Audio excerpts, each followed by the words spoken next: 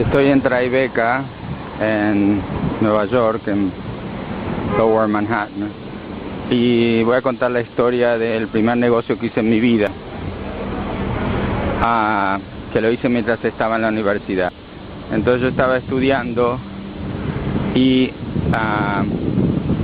mi padre había fallecido y mi madre me insistía que tenía que encontrarme un trabajo.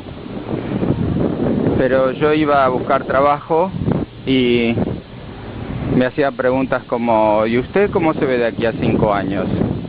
Y yo decía: bueno, mínimo como su jefe. Y no me daban el trabajo, ¿no? Y mientras buscaba un trabajo, al mismo tiempo tenía un plan de negocios para comprar edificios en este barrio, en el barrio de Tribeca, y transformarlos en lofts, edificios de lofts. Y esto era en el año 1985, y este barrio era un barrio muy pobre, no como ahora. Un barrio en el que las propiedades costaban algo así como $60 el pie cuadrado y no 6.000 como valen ahora. Lo que voy a contar es la historia de ese edificio que está ahí, el del medio, ese edificio. Es un edificio de 120.000 pies cuadrados que compré en el año 85 por $6 millones con un grupo de inversores. Entonces, la historia es así. Entonces, a mi padre fallecido, nosotros no teníamos dinero, ni mi padre además había fallecido con solo 49 años y su madre vivía, y los $150.000 que yo había heredado se iban rápidamente en gastos de todas sus responsabilidades que pagaba yo. Digamos, heredé más deudas que plata, pero sí que heredé una buenísima educación. Y mi padre tenía era un hombre brillante que tenía una ética y una manera de enseñarme que me sirvió muchísimo en la vida, no solo para los negocios, sino para todo lo demás. Entonces yo tenía bastante ojo para lo que podía llegar a ocurrir con los barrios, y este barrio, que era una ruina, yo creí que iba a ser justamente lo que es ahora, con un barrio muy especial, con este tipo de hoteles, galerías de arte, y entonces hice un plan de negocios. No se podía cruzar, pero no viene nadie, ahora se puede. Hice un plan de negocios para a renovar ese edificio. El edificio costaba $6 millones, renovarlo costaba otros $6 millones, así que tenía que encontrar $12 millones en el año 85, cuando yo tenía 24 años y era estudiante del MBA.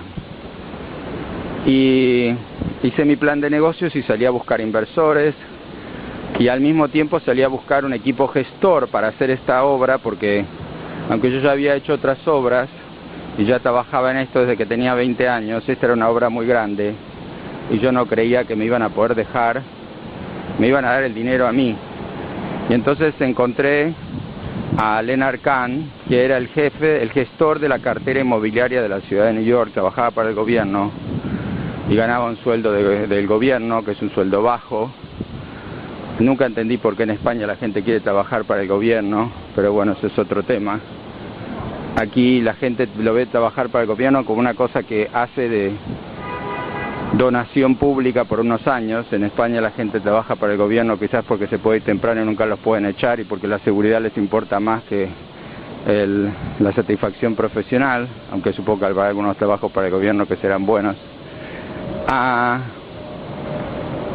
Y entonces Len Kahn se quería ir de la ciudad de New York, pero tenía un trabajo de enorme responsabilidad y lo hacía muy bien. Entonces yo le dije que quería que él gestionara mi empresa de renovaciones inmobiliarias, pero él me dijo: ¿qué empresa tienes? Y yo le conté que que yo no tenía una empresa, pero que si la tuviera le iba a dar un tercio de mi empresa, y si él la gestionaba, y un buen sueldo. Y lo que él tenía que dar era ofrecerse para ponerse en mi plan de negocio, y que si yo levantaba el dinero, si él venía a trabajar conmigo. Él me dijo que sí, que si yo levantaba el dinero, él venía a trabajar conmigo. Entonces yo hice un plan de negocios diciendo que el gestor era el famoso Len Kahn, que dirigía la cartera inmobiliaria de la ciudad de New York. Y además Len Kahn me alertó que este edificio, que ahora pronto vamos a ver, estaba disponible. Cuando Len Kahn me alertó de este edificio, que es 11 Beach Street o 32 Varick, es decir, 11 de la calle Beach como playa, y la calle Varick y Beach. Cuando él me alertó que estaba disponible por 6 millones, yo lo puse en mi plan de negocios. Hice un plan de negocios para renovar este edificio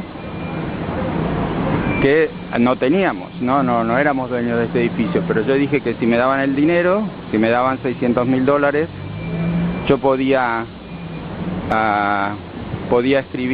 conseguir un contrato por el 10% con pago a 90 días, y en 90 días podía conseguir financiación bancaria, podía conseguir que me prestaran, por ejemplo, $10 millones y poníamos 2.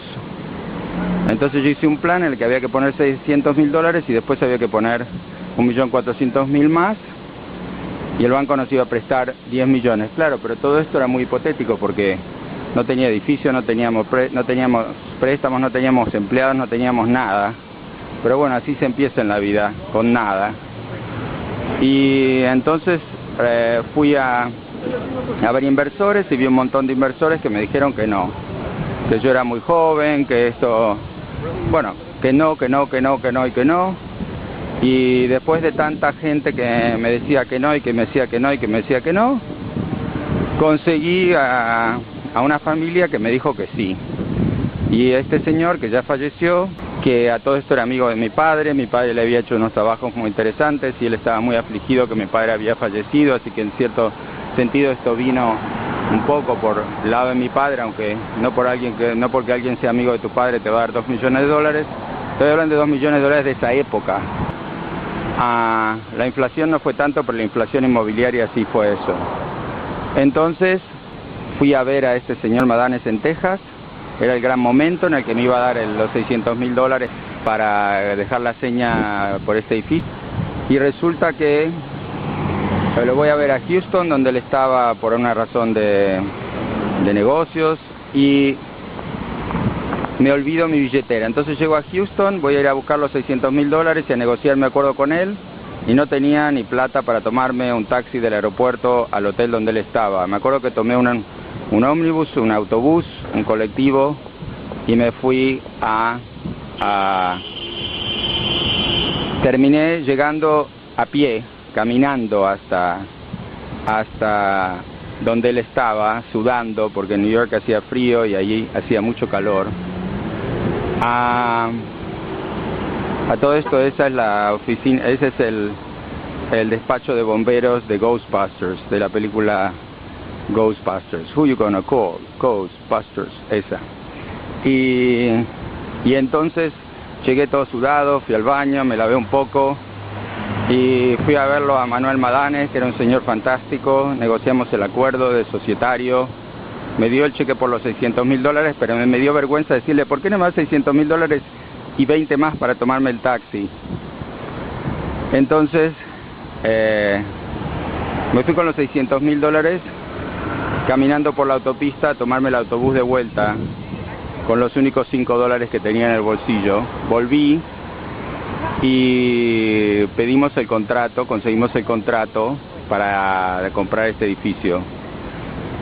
Pero después vino la agonía de conseguir los $10 millones de financiación